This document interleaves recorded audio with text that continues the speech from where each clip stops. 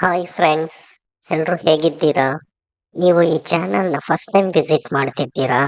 ಹಾಗಾದರೆ bell ಐಕಾನ್ನ press ಮಾಡಿ. ಅದರಿಂದ ವಿಡಿಯೋ ಅಪ್ಲೋಡ್ ಆದ ತಕ್ಷಣ ನಿಮಗೆ ನೋಟಿಫಿಕೇಶನ್ ಸಿಗುತ್ತೆ.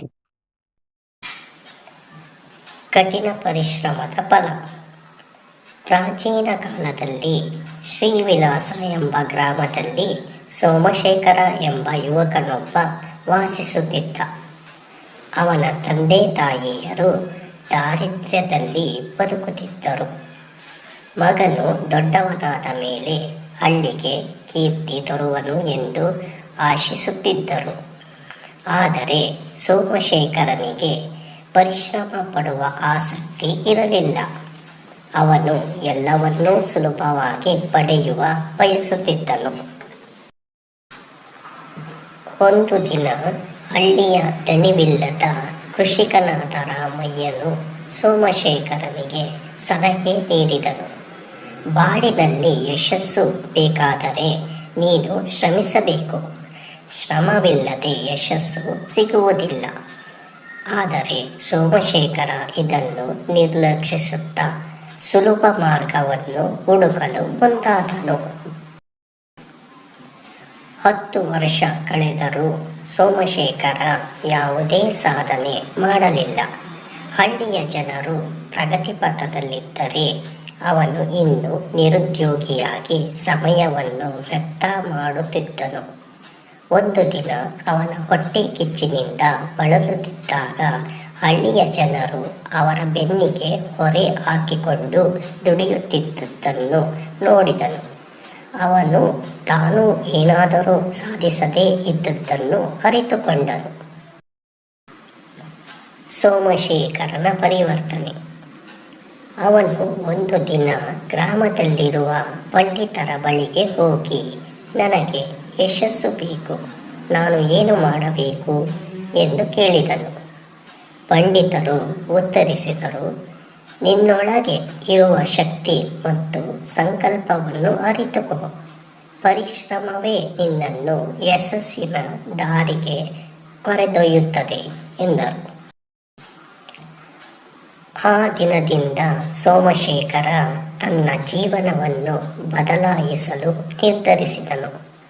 ಅವನು ದಿನನಿತ್ಯ ಶ್ರಮಿಸಿ ಕೃಷಿಯಲ್ಲಿಯೂ ವ್ಯವಹಾರದಲ್ಲಿಯೂ ಮುನ್ನಡೆಯಲು ಪ್ರಾರಂಭಿಸಿದನು. ಮೊದಲಿಗೆ ಅವನ ಹಳ್ಳಿಯ ಶ್ರೀಧರ ಎಂಬ ಹಿರಿಯ ಕೃಷಿಕನ ಬಳಿ ಹೋಗಿ ಕೃಷಿಯ ಗುಣಮಟ್ಟವನ್ನು ಸುಧಾರಿಸುವ ಪಾಠಗಳನ್ನು ಕಲಿತುಕೊಂಡನು. ಅವನು ಭೂಮಿಯನ್ನು ಚೆನ್ನಾಗಿ ಉಳುಮೆ ಮಾಡಿ ಹೊಸ ತಂತ್ರಗಳನ್ನು ಅನುಸರಿಸಲು ಪ್ರಾರಂಭಿಸಿದನು. ಇದರಿಂದಾಗಿ ಅವನು ಹೊಲದಲ್ಲಿ ಉತ್ತಮ ಬೆಳೆ ಬೆಳೆಯಿತು.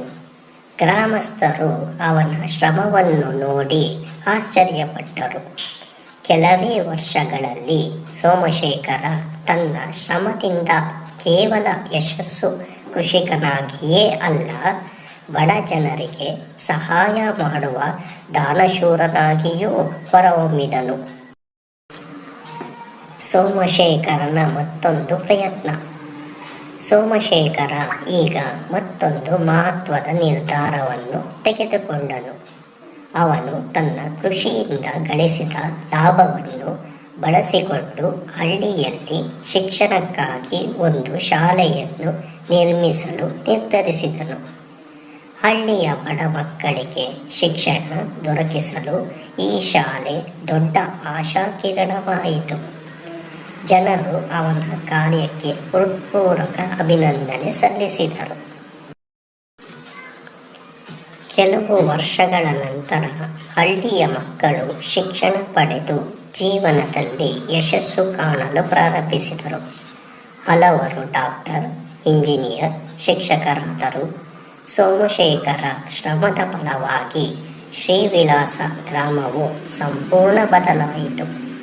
ಇದು ಹಳ್ಳಿಯ ಇತರ ಯುವಕರಿಗೂ ಪ್ರೇರಣೆಯಾಯಿತು. ಅವರಿಗೂ ಶ್ರಮ ಮಾಡುವ ಮಹತ್ವವನ್ನು ಅರ್ಥವಾಯಿತು. ಹಳ್ಳಿಯ ಹಬ್ಬ ಮತ್ತು ಗೌರವ. ಹಳ್ಳಿಯ ಜನರು ಸೋಮಶೇಖರನ ಪರಿಶ್ರಮವನ್ನು ಸ್ಮರಿಸಿ ಪ್ರತಿ ವರ್ಷ ಹಳ್ಳಿಯಲ್ಲಿ ಒಂದು ಹಬ್ಬವನ್ನು ಆಯೋಜಿಸಲು ನಿರ್ಧರಿಸಿದರು. ಈ ಹಬ್ಬದಲ್ಲಿ ಎಲ್ಲರೂ ತಮ್ಮ ಶ್ರಮದ ಫಲವನ್ನು ಹಂಚಿಕೊಳ್ಳುವುದು ಪರಂಪರೆಯಾಗಿದೆ.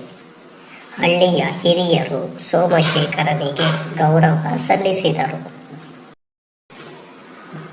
ಇದನ್ನೆಲ್ಲ ನೋಡಿ ಅವನ ತಂದೆ ತಾಯಿಯರು ಕಣ್ಣುಗಳಲ್ಲಿ ಸಂತೋಷದ ಹನಿ ಹರಿಯಿತು. ನೀನು ಇಂದು ನಮ್ಮ ಹೆಮ್ಮೆ, ನಮ್ಮ ಹಳ್ಳಿಯ ಬೆಳಕಾಗಿದ್ದೀಯ ಎಂದು ಅವರು ಸಂತೋಷಪಟ್ಟರು. ನೀತಿ ಪಾಠ: ಸಮರ್ಪಣೆ ಮತ್ತು ಶ್ರಮವಿಲ್ಲದೆ ಯಶಸ್ಸು ದೊರಕದು. ಸಾಧನೆಗೆ ಇಚ್ಛಾಶಕ್ತಿ, ಧೈರ್ಯ ಮತ್ತು ಕಠಿಣ ಪರಿಶ್ರಮ ಅತಿ ಅವಶ್ಯಕ. ಒಂದು ವ್ಯಕ್ತಿಯ ಶ್ರಮ ಸಂಪೂರ್ಣ ಸಮುದಾಯವನ್ನು ಬೆಳಗಿಸಬಹುದು.